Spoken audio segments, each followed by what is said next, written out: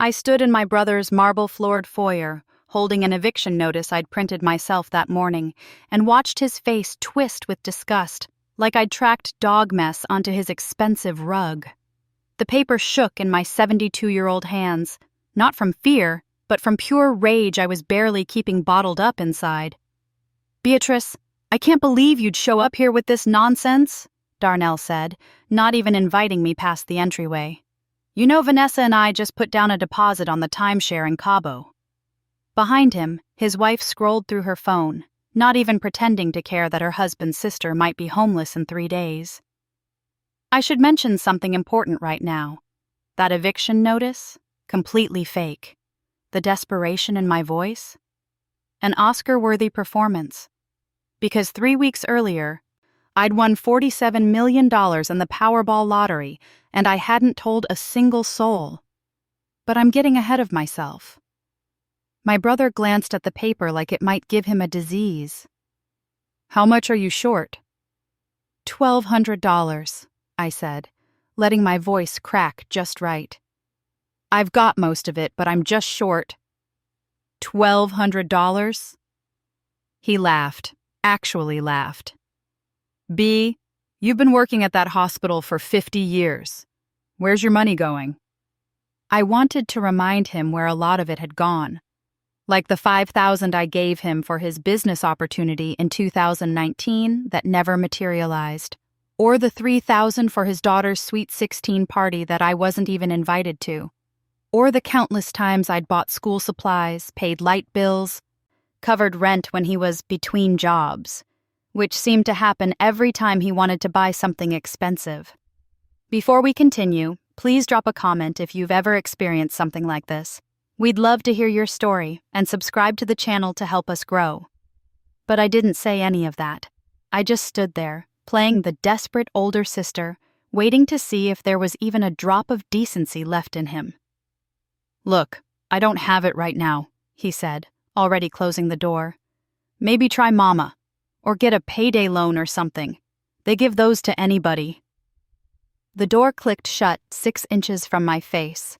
I stood there for a moment, staring at the brass knocker shaped like a lion's head, the one I'd helped him buy when he first moved into this house, back when he swore he'd never forget family.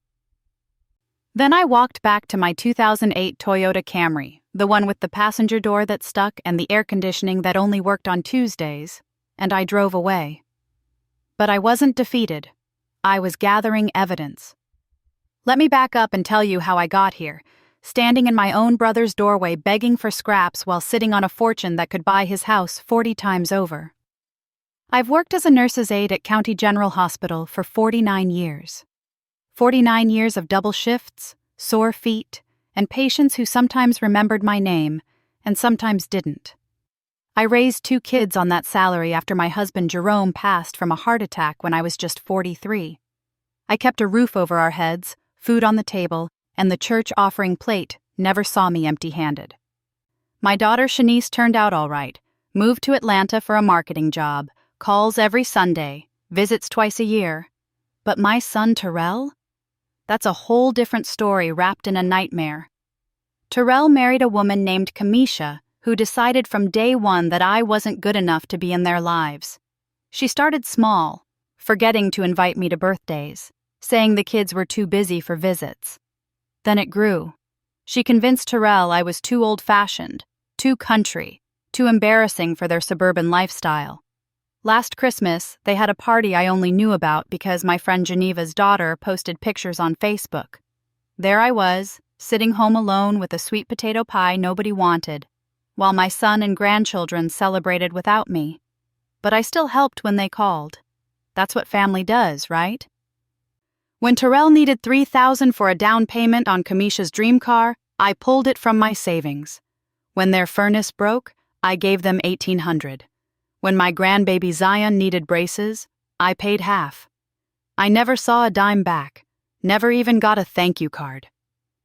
Then there's my mother Dolores, 89 years old with a memory sharp as broken glass when it comes to my failures and conveniently foggy about everything I've sacrificed. She lives in a senior community now, the nice one, not the state-funded option, And I'm the one who covers what her pension doesn't reach. $400 a month, every month, for 6 years. You'd think that would buy me some kindness. Instead, every visit is a reminder that I'm the disappointing daughter. Not married anymore, no fancy house. Still working in my 70s while other people my age are retired.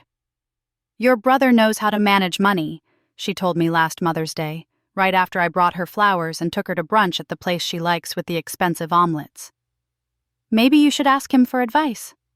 The same brother who'd filed for bankruptcy twice and still drove a Mercedes.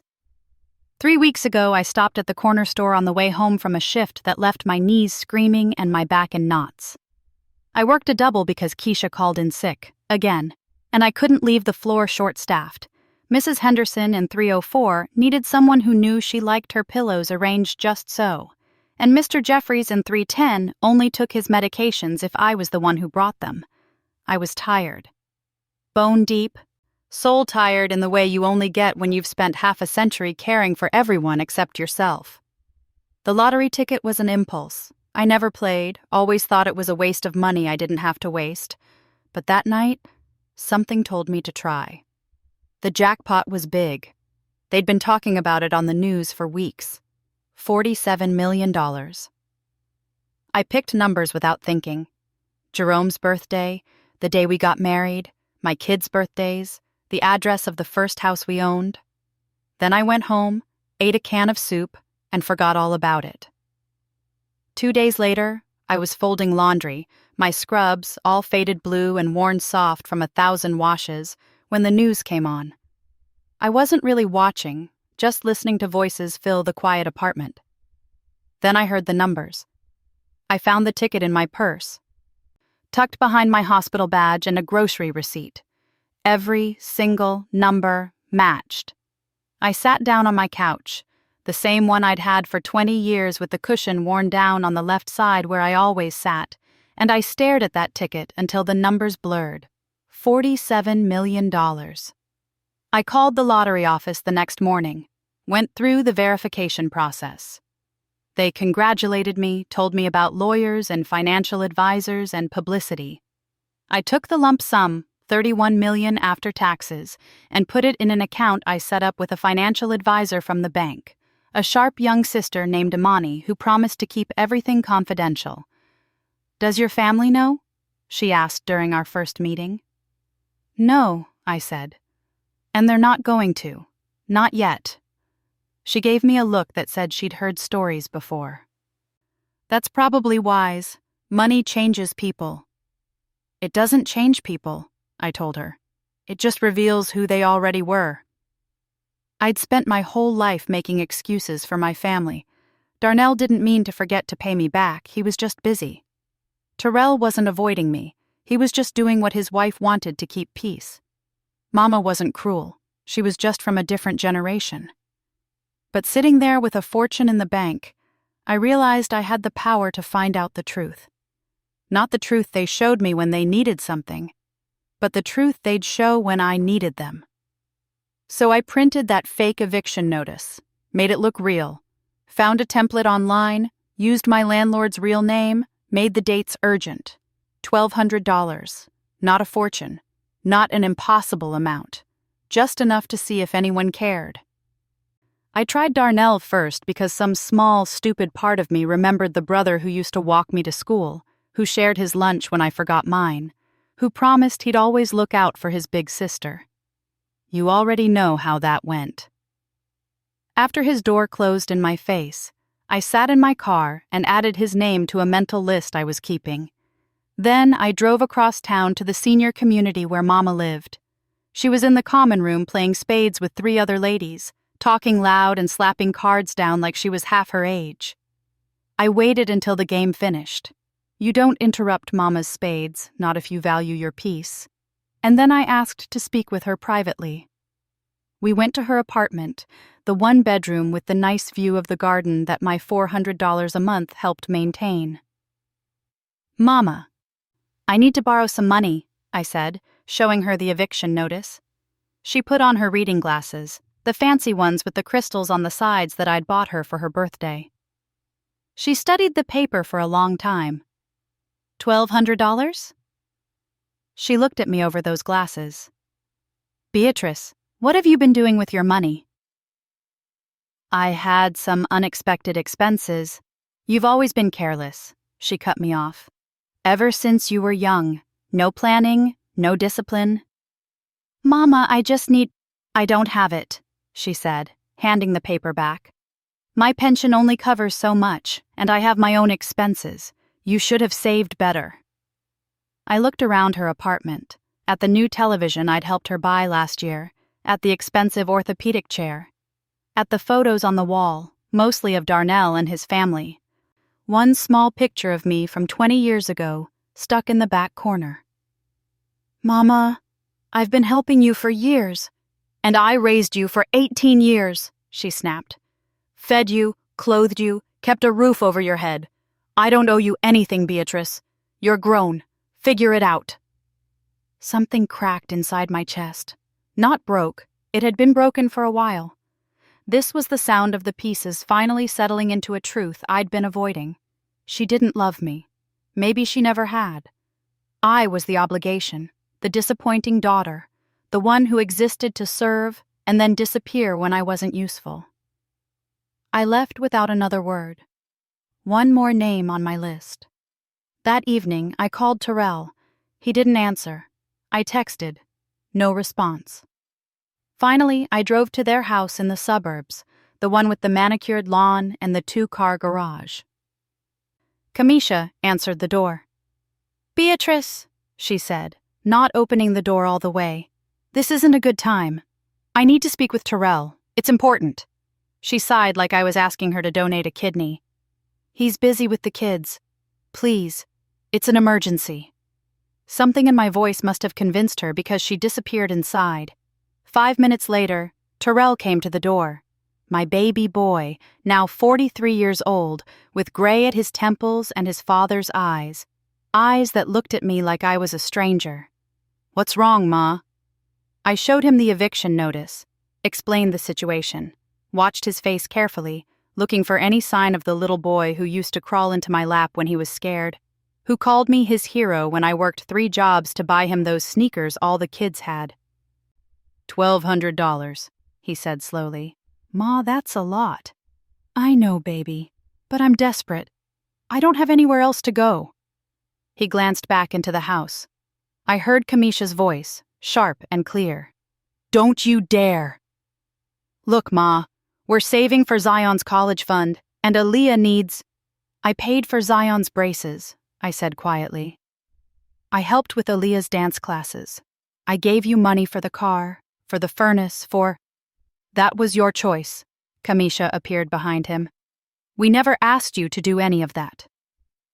The lie sat between us like a third person. They had asked. They'd called me dozens of times over the years, always needing something, always promising it was temporary.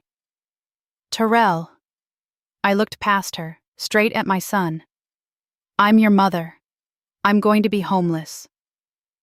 For just a second, I saw something flicker in his eyes. Guilt, maybe, or shame. But then Kamisha put her hand on his shoulder, and whatever I'd seen disappeared.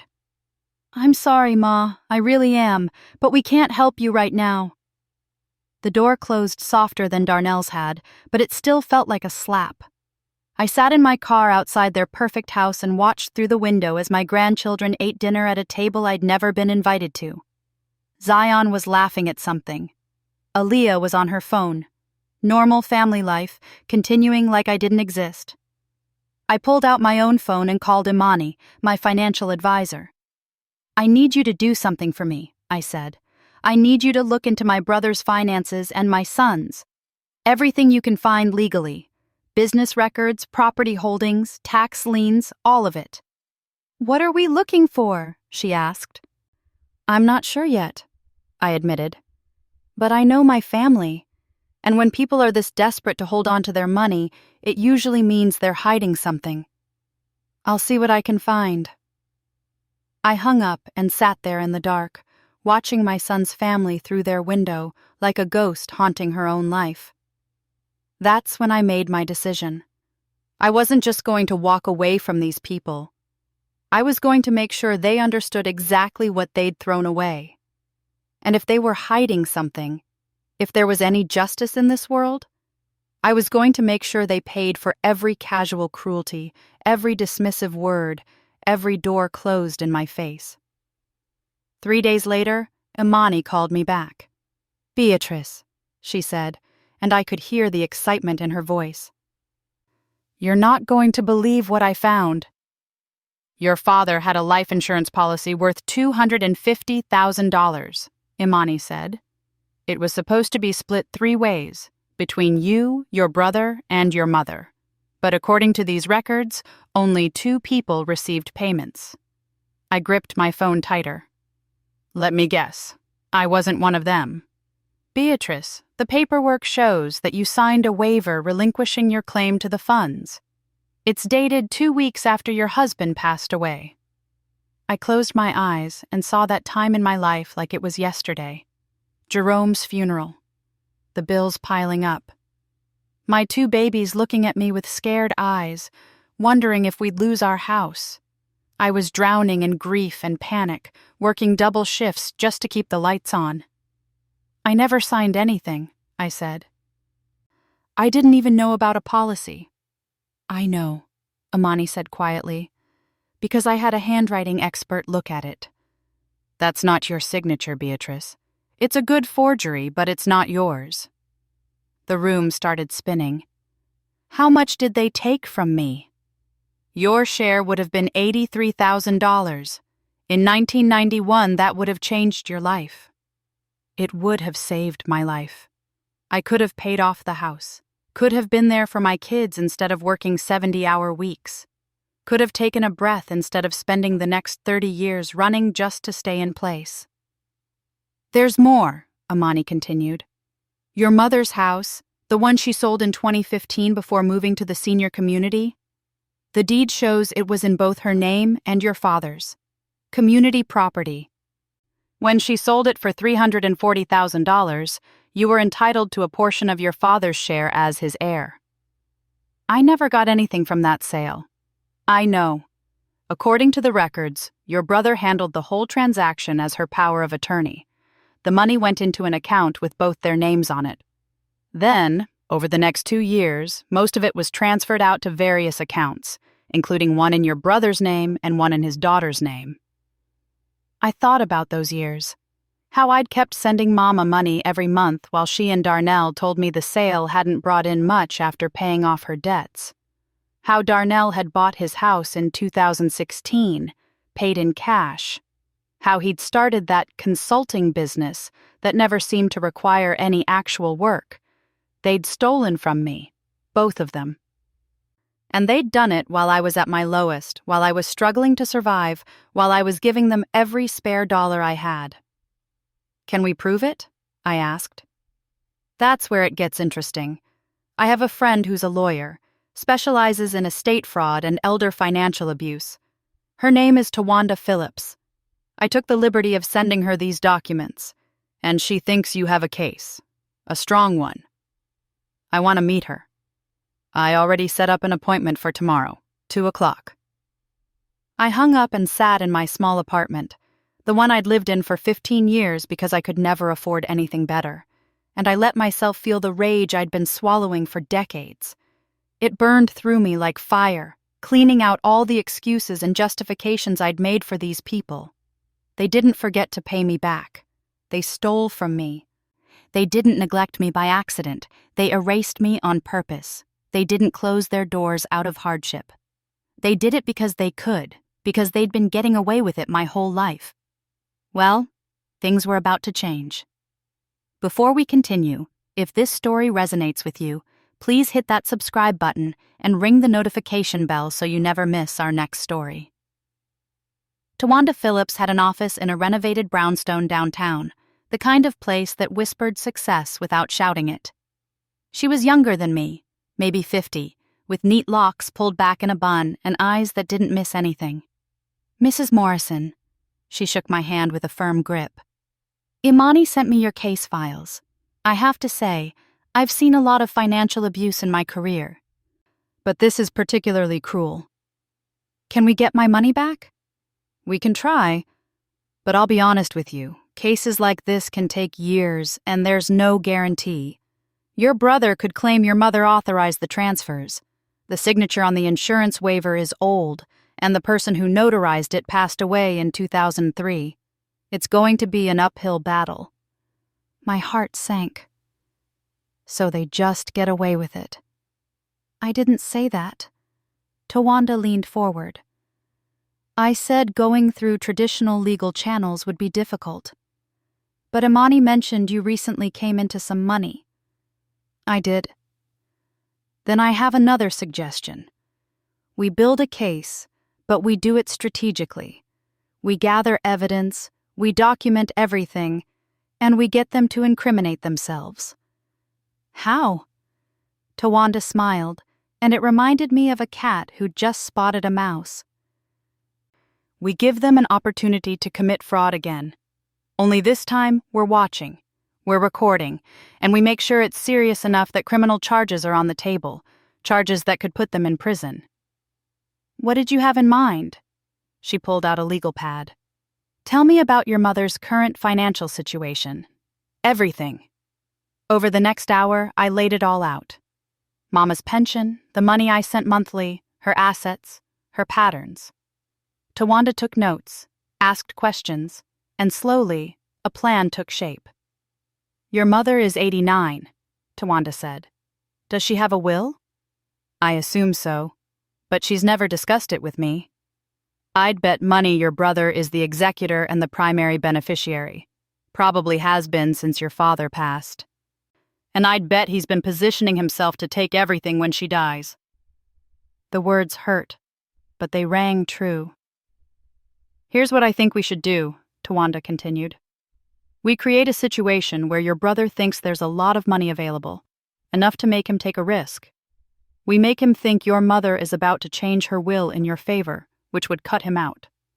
Then, we watch what he does. What do you think he'll do? If he's been stealing for this long, he'll try to maintain control. He might manipulate her, forge documents, move money around, anything to protect what he thinks is his. And when he does, we'll have him. That's going to require my mother's cooperation, I said slowly. And she hates me. Does she? Or does she just treat you the way your brother has taught her to treat you? I thought about that. About how Mama and Darnell talked on the phone every day. About how he was always there, always whispering in her ear, always managing her money and her life. Even if you're right, I don't know how to reach her, I admitted. Leave that to me, Tawanda said. I specialize in elder abuse cases. I know how to have these conversations, but I need your permission to approach her. I hesitated. This felt like opening a door I'd nailed shut years ago. What if she just tells Darnell everything? Then we'll know for sure where her loyalties are, Tawanda said gently, and you can walk away with that closure.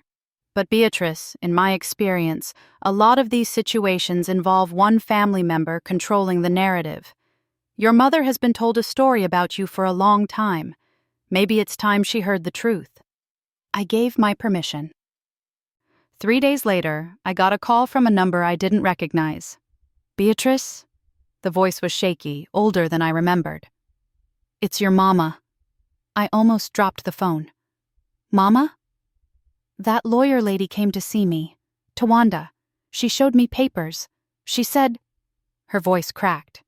She said Darnell stole from you. From both of us. I didn't say anything. I'd imagined this conversation 1,000 times, and now that it was happening, I couldn't find words. She showed me the insurance papers from when your daddy died. That's not your signature, is it? No, Mama, it's not. I heard her crying, soft and broken. I didn't know. Beatrice, I swear I didn't know. Darnell told me you didn't want the money. He said you told him to split it between us because you were doing fine. I wasn't doing fine, Mama. Jerome had just died. I was working 3 jobs trying to keep from losing our house. Oh, God. Oh, my God. She was really crying now. And the house sale.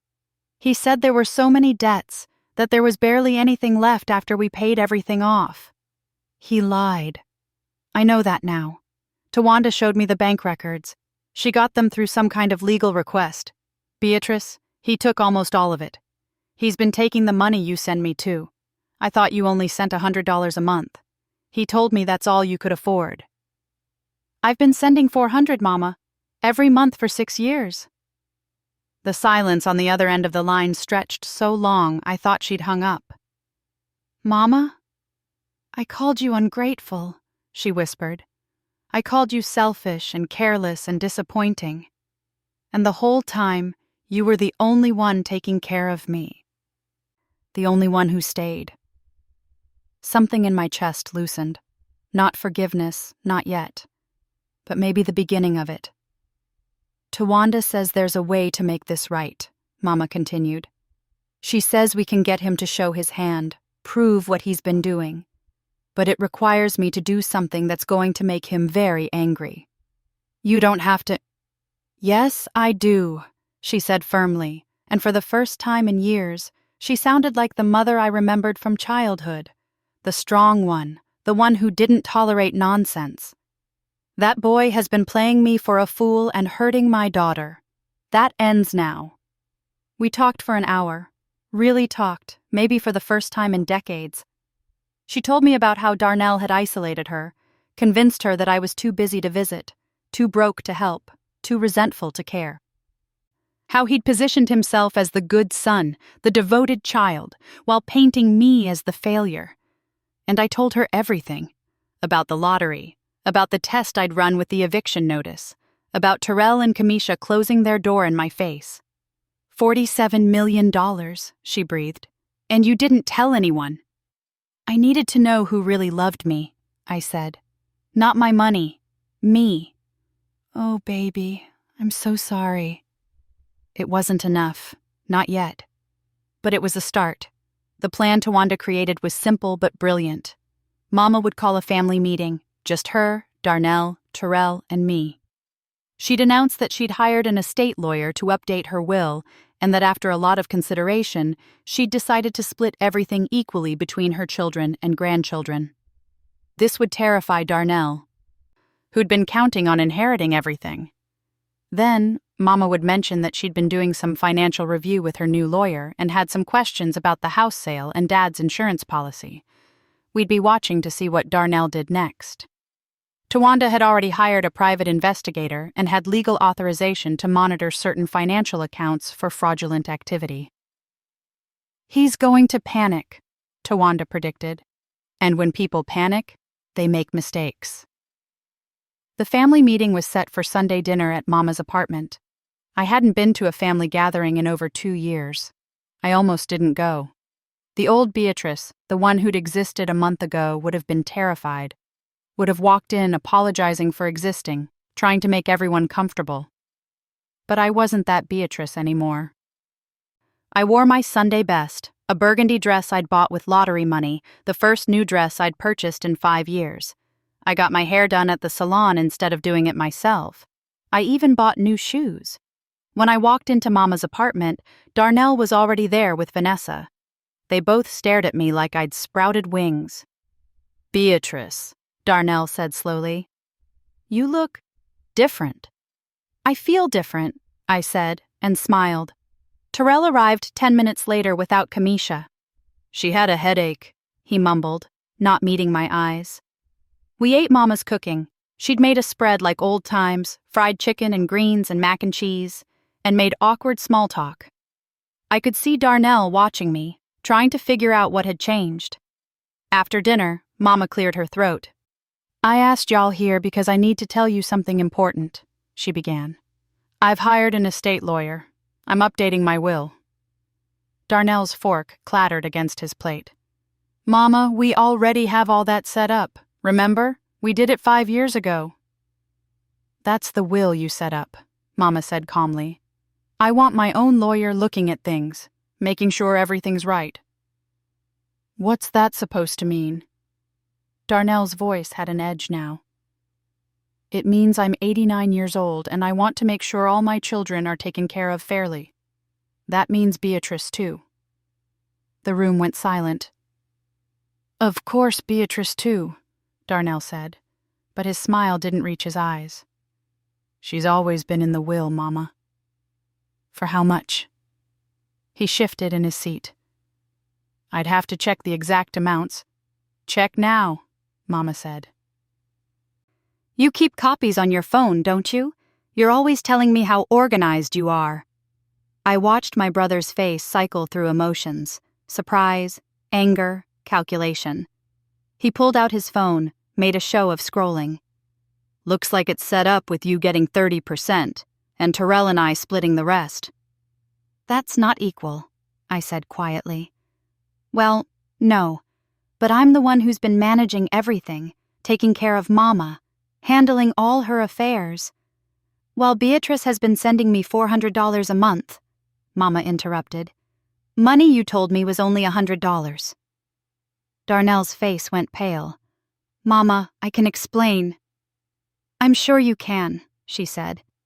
Just like you can explain the house sale and your father's insurance policy. But you know what? I don't want to hear it tonight. I just want you to know that things are changing. My new lawyer has a lot of questions about a lot of things, and we're going to get answers. Darnell stood up so fast his chair tipped backward. You're going to let her poison you against me? He pointed at me. She shows up after years of barely calling, barely visiting, and suddenly you're... Boy, sit down. Mama's voice could have cut glass. I'm not done talking. He sat. My lawyer's name is Tawanda Phillips. We're meeting with her on Wednesday to go over all my financial records. All of them. I expect you to have every document ready. Bank statements, the paperwork from the house sale, copies of any accounts with my name on them. Everything. Mama, this is ridiculous. Wednesday at 2:00, she repeated. Don't be late. The dinner ended shortly after that. Darnell and Vanessa left without saying goodbye. Terrell lingered, looking like he wanted to say something, but eventually he left too. I stayed to help Mama clean up. You did good, I told her. That boy looked like he wanted to explode, she said, but there was satisfaction in her voice. Tawanda says now we wait. We didn't have to wait long. That night, the private investigator Tawanda hired called her with an alert. Darnell had accessed one of the joint accounts he shared with Mama and transferred $40,000 into an offshore account. We've got him, Tawanda said when she called to tell me. That's felony theft and financial elder abuse. But let's see what else he does before we spring the trap. Over the next 2 days, Darnell moved money, forged transfer authorizations, and created fake invoices to justify withdrawals. Every action was documented, photographed, recorded. On Wednesday morning, he called Mama and tried to convince her to cancel the meeting with Tawanda. I think you're getting confused in your old age, he said, his voice oily with false concern. Maybe we should get you checked for dementia. Mama put him on speakerphone so Tawanda and I could hear. My mind is just fine, Mama said. See you at 2. He showed up at 1:45, dressed in a suit, carrying a briefcase. He thought he could charm his way through this, could smooth talk and manipulate like always. He didn't know that Tawanda had the district attorney on standby. He didn't know that every document he'd forged had been verified as fraudulent. He didn't know that the police were waiting. The meeting lasted exactly 7 minutes before Tawanda laid out the evidence and Darnell realized he was trapped. His face went from confident to confused to absolutely terrified in the span of a heartbeat. You're lying, he said, but his voice shook. You can't prove any of this. Tawanda slid a folder across the table. Bank records, forged signatures, the transfer you made Monday night to an account in the Cayman Islands. Need I go on? That's when Detective LaShonda Grove walked through the door with 2 uniformed officers behind her. Darnell Kenneth Holloway, she said, and I watched my brother's world collapse. You're under arrest for elder financial abuse, fraud, forgery, and grand theft. I watched the officers put handcuffs on my brother, and I didn't feel the satisfaction I thought I would. Instead, I felt tired. tired from carrying the weight of his betrayal for so long, tired from pretending it didn't hurt. Darnell looked at me as they read him his rights, and for just a second, I saw the boy who used to walk me to school. Then his face twisted into something ugly. "You set me up," he hissed. "You vindictive." "I gave you a chance," I said quietly. "I came to your door and asked for $1,200. Just $1,200. And you closed the door in my face." "What are you talking about?" "The eviction notice was fake, Darnell. I won the lottery 3 weeks ago. $47 million. I'm richer than you ever dreamed of being. But I needed to know if you cared about me at all, or just what you could take from me." The color drained from his face. "You're lying." I pulled out my phone and showed him a screenshot of my bank balance. Watched him do the math, watched him realize exactly what he'd lost. "All you had to do was help your sister," I said. "All you had to do was care." They took him away, still sputtering, still trying to manipulate his way out of consequences that were already set in stone. Vanessa called me 2 hours later, screaming about how I'd destroyed her family. How could I do this to my own brother? Didn't I have any loyalty? I listened for about 30 seconds, then hung up. She called back 6 times. I blocked the number. The next call I got was from Terrell. "Ma," his voice was shaky. "Is it true? About Uncle Darnell? About the lottery?" "It's true." Silence. Then, "You came to our house. You asked for help." "I did." "And I—" His voice cracked. "Oh God, Ma, what did I do?" "You showed me who you are," I said, "or who Kamisha has convinced you to be. I'm still trying to figure out which. She's not a bad person, Ma. She convinced you to turn your back on your mother when I was facing homelessness," I cut him off. "She's convinced you to keep my grandchildren away from me for years. She's taken money I gave you and then treated me like garbage. So either she's a bad person or you are. Which is it, Terrell?" He was crying now, full-on sobbing. "I'm so sorry, Ma, I'm so sorry. I don't know how it got this bad. It started small, just keeping the peace, just not making waves. Then one day I looked up and I hadn't seen you in months, and it felt normal, like you were supposed to be a stranger." "You made a choice," I said. "Every day for years, you chose her comfort over my dignity." I know, and I hate myself for it. Ma, please, tell me how to fix this." I looked around my small apartment, at the life I'd built despite everything, at the future I was about to create. "I don't know if you can," I said honestly. "But here's what I know for sure. I'm done begging for scraps of love from people who should have given it freely. I'm done making myself small so other people can feel big. I'm done, Terrell." "Does that mean—" He could barely get the words out. "Does that mean you're done with me?" Before we continue, quick question. What would you do in this situation? Let us know in the comments, and don't forget to subscribe for more stories like this. I thought about it. Really thought about it. About the little boy who used to make me Mother's Day cards out of construction paper and say I was the best mama in the world. About the teenager who'd hugged me at his high school graduation and thanked me for every sacrifice. About the man who'd let his wife erase all of that like it never mattered. "I'm not going to chase you anymore," I finally said.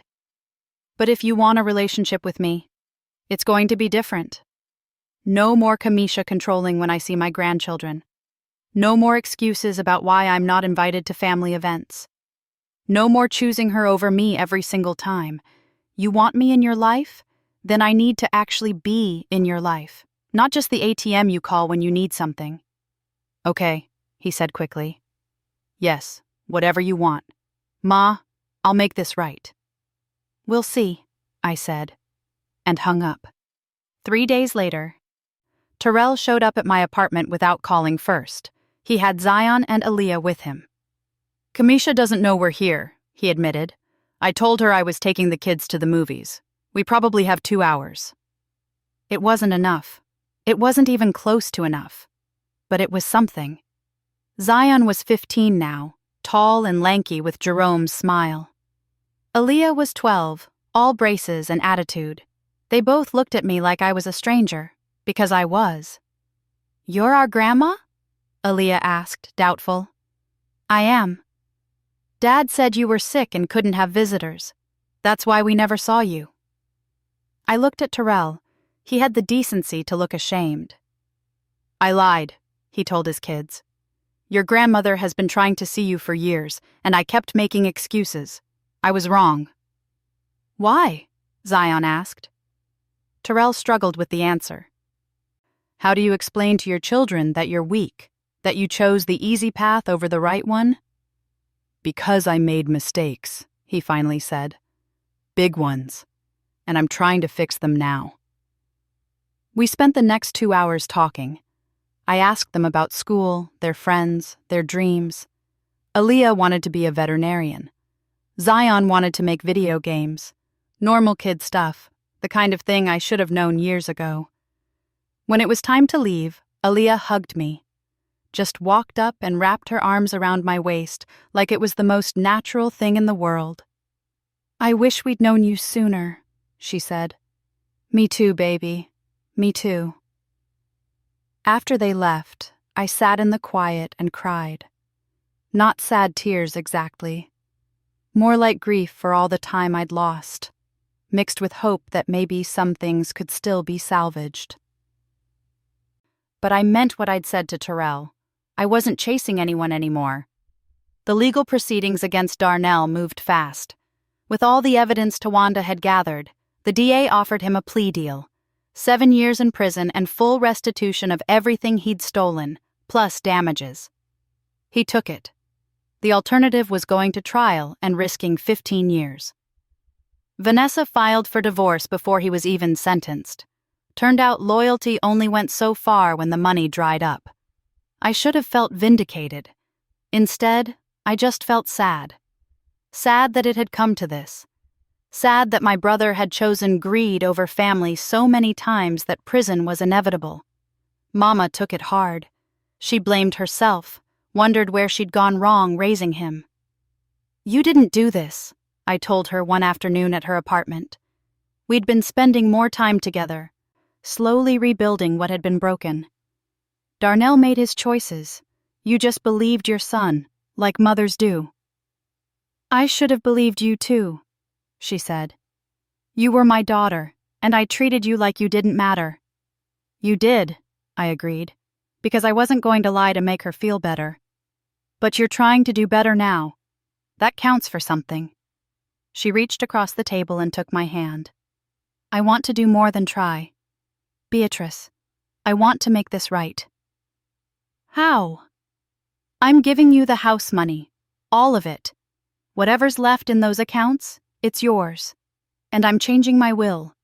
Everything I have, it's split equally between you and Terrell.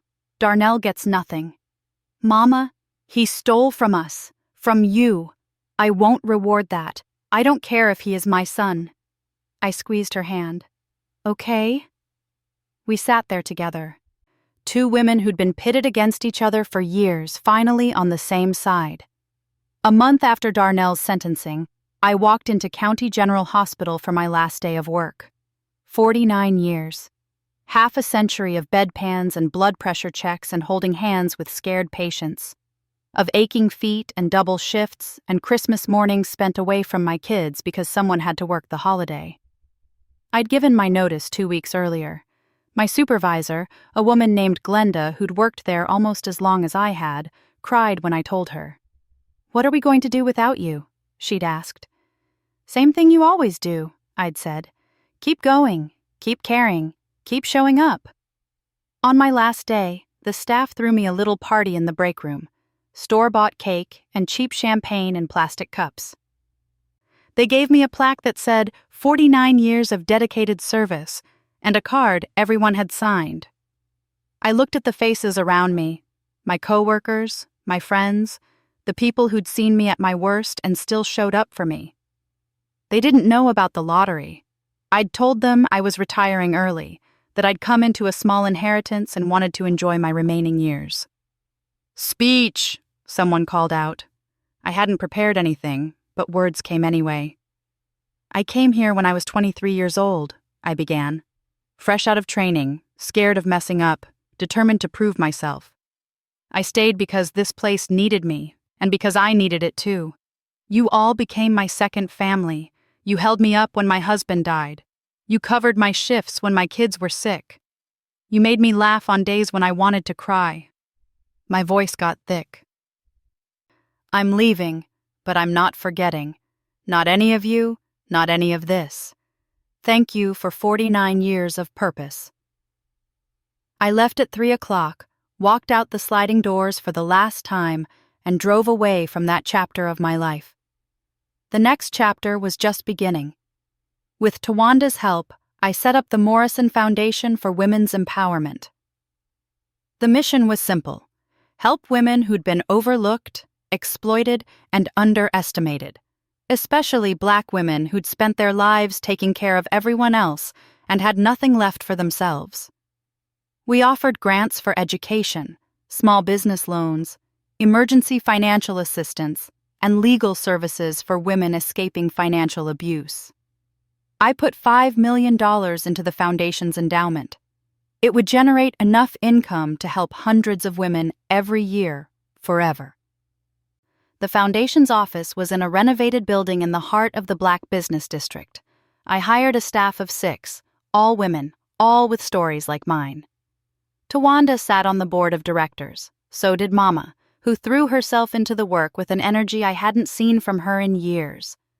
Our first grant recipient was a 68-year-old woman named Celestine, who'd worked as a housekeeper for 50 years and had nothing to show for it because her son kept taking her money. We helped her get her own apartment, set up a protected bank account, and got her son prosecuted for elder abuse. The second was a 45-year-old nurse who wanted to go back to school to become a nurse practitioner, but couldn't afford it while supporting her 3 kids. We paid her tuition in full. The third was a 26-year-old entrepreneur with a business plan for a natural hair care line and no capital. We gave her a low-interest loan and business mentorship. One by one, we changed lives. The foundation made the news. Local at first, then regional. A reporter from the Tribune did a feature story. Local lottery winner dedicates fortune to helping Black women. That's how the rest of my family found out exactly how much I'd won and what I was doing with it. Darnell's daughter, my niece Kendra, who I hadn't seen in 5 years, called me crying. She was 23, struggling to pay for community college while working 2 jobs, and her father's legal fees had bankrupted her mother. "I know I don't have the right to ask," she sobbed. "I know we treated you terribly, but Aunt B, I'm drowning." I thought about turning her away. Thought about letting her struggle like I'd struggled, alone and unsupported. But that wasn't who I wanted to be. "Send me your financial information," I said, "and your class schedule. The foundation will review your application." "Really?" "Really. But Kendra, this isn't family helping family. This is the foundation helping someone who qualifies. You'll have to meet the same requirements as everyone else." "I will, I promise. Thank you, Aunt B. Thank you so much." She qualified. We paid off her student loans and gave her a grant for living expenses so she could cut back to 1 job and focus on school. 6 months into the foundation's work, I bought a house. Not a mansion, not something ostentatious. Just a nice 4-bedroom in a quiet neighborhood with a big backyard and a porch swing. Mama moved into the downstairs bedroom. Her health was declining, and I wanted her close. "You don't have to do this," she said when I offered. "After everything—" "You're my mama," I said simply. "And we lost enough years already." Terrell and the kids visited every Sunday. Kamisha never came, and I didn't ask about her. Terrell filed for divorce 4 months after our first conversation. He said he'd spent too long letting her control his life, and he was done. I believed him when I saw him show up week after week, when I watched him rebuild a relationship with his children that didn't involve lying or manipulation, when he looked me in the eye and told me he was going to spend the rest of his life earning back my trust. Forgiveness was a process, not a moment. But we were processing. On Thanksgiving, I hosted dinner at my new house. The table was full. Mama, Terrell, Zion, Aaliyah, Shanice, who flew in from Atlanta with her husband and 2 kids, 3 of my former co-workers from the hospital, Tawanda and her wife Imani and her girlfriend, and Celestine from the foundation. We held hands around the table, and I said grace. Lord, thank you for this food, for this house, and for the people gathered here. Thank you for second chances and new beginnings. Thank you for showing me who really matters, and for giving me the strength to walk away from people who didn't. Thank you for turning my pain into purpose. Amen. Amen, echoed around the table. As we passed plates of turkey and dressing, sweet potato casserole and collard greens, I looked at the faces of my chosen family, some related by blood, some by choice, all connected by love and respect, and I felt something I hadn't felt in years: peace. I was 72 years old. I'd spent most of my life being used, dismissed, and discarded by people who should have treasured me. But I'd also won the lottery, not just the money, but the chance to rebuild my life on my own terms, to help other women do the same, to show my grandchildren what strength looks like, to teach my son that it's never too late to choose better. A week after Thanksgiving, I got a letter from Darnell. He was allowed to send mail from prison, and apparently he'd decided to use that privilege to reach out. The letter was 7 pages long. Most of it was self-pitying garbage about how hard prison was, how unfair his sentence was, how I'd destroyed his life. But the last paragraph was different. I know you won't believe this, and I don't deserve for you to believe it, but I'm sorry. Not sorry I got caught. Sorry for what I did. I stole from you when you were at your lowest. I treated you like you didn't matter. I taught my daughter to treat you the same way. I became the kind of man Daddy would have been ashamed of. I don't expect forgiveness. I just wanted you to know that I finally see what I did. And I'm sorry. I read it 3 times, looking for the manipulation, the angle, the hidden request for money or help. But it seemed genuine. Maybe prison had given him time to think. Maybe losing everything had taught him what mattered. Or maybe he was still running a con. I didn't write back, but I didn't throw the letter away either. I put it in a drawer and went on with my life. 6 months later, the Morrison Foundation celebrated its first anniversary. We'd helped 93 women in that first year. 93 lives changed, 93 futures rebuilt. At the celebration, I stood in front of a room full of the women we'd helped, the staff who'd made it happen, and the community members who'd supported us. A year ago, I was standing in my brother's foyer holding a fake eviction notice, finding out that my family cared more about money than they cared about me, I said. It was the worst moment of my life, and the best moment of my life, because it set me free. I looked at Celestine, who'd started a support group for elder abuse survivors, at the nurse who was graduating with her master's degree next month, at Kendra, who was thriving in school and working part-time at the foundation. Freedom isn't just having money, I continued. It's knowing your worth. It's surrounding yourself with people who see you, really see you, and choose to love you anyway. It's taking the pain that almost broke you and transforming it into purpose. This foundation exists because I was overlooked and underestimated my entire life. Because people took advantage of my kindness and mistook it for weakness. Because I had to lose everything to realize I deserved better. Every woman we help, we're saying, you matter, your dreams matter, your dignity matters. You are not too old, too tired, too broken, or too late. You are worthy of support, of respect, of love. So here's to year 1, and here's to all the years ahead. The room erupted in applause. That night, I sat on my porch swing watching the sunset and thought about the journey that had brought me here. About Jerome, who I still missed every day. About the decades of struggle and sacrifice. About the lottery ticket that changed everything. My phone buzzed. A text from Terrell. Thanks for dinner, Ma. The kids can't stop talking about the foundation. Aaliyah says she wants to work there when she grows up. I smiled and typed back. She'd be good at it. Love you. Love you too, Ma. 3 simple words that meant everything. I was 72 years old. I'd worked myself to the bone for half a century. I'd been betrayed by people I loved. I'd been overlooked and dismissed and treated like I didn't matter. But I'd survived. I'd won. And I'd turned my fortune into a legacy that would outlive me. I thought about all the women who'd come before me, my grandmother, my great-grandmother, generations of Black women who'd carried impossible burdens with grace and gotten nothing but more burdens in return. The Morrison Foundation was for them, too. For every woman who'd been strong when she wanted to break. For every woman who'd given everything and been told it wasn't enough. We mattered. We always had. And now, finally, the world was going to know it. Thanks for listening. Don't forget to subscribe and feel free to share your story in the comments. Your voice matters.